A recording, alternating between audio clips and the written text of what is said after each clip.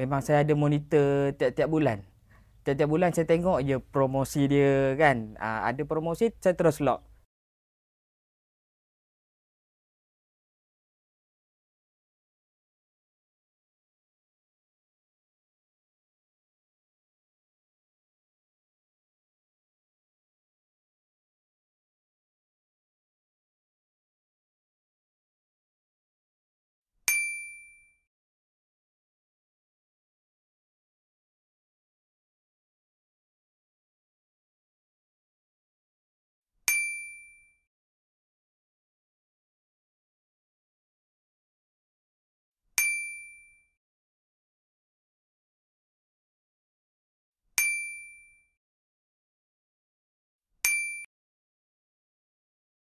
Okey, nama saya Muhammad Zarafiq Azrai.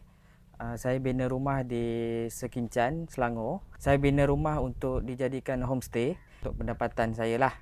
Saya buat rumah package tiny house. Keluasan dia 20 kali 25. Saya jumpa I Am Home ni di Facebook. Saya dah follow I Am Home ni dah selama 2 tahun lebih. Sampai satu tahap tu dia ada buat promotion, saya lock terus. Buat rumah secara cash tak pening kepala, senang. Lepas tu kita tak payah pantau sangat. Tahu rumah siap. Kalau ada komplain, boleh komplain terus kat syarikat. Servis I Am Home, dia punya staff friendly. Mudah lah kalau kita WhatsApp, kita tanya, kita komplain, diorang cepat-cepat bagi feedback. Kepada semua yang dah ada cash nak buat rumah, boleh cari I Am Home Properties untuk bina rumah. Diorang ada package yang mampu milik. Package yang mampu milik.